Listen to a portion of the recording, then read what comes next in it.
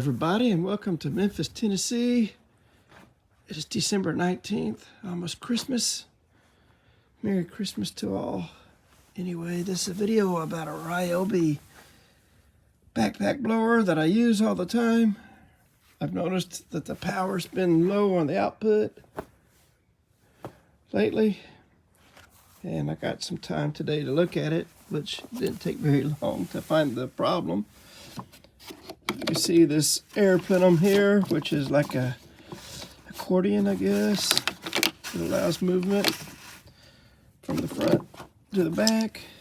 It has cracked big time. So a lot of air has been coming out here instead of there.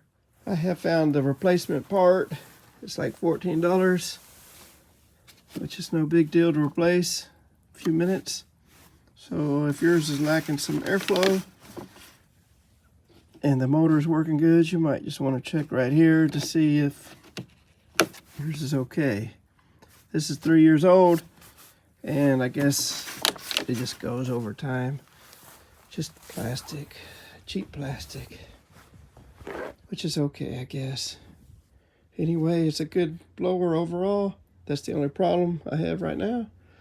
So I hope everybody has a good Christmas and things go well for you. And bye.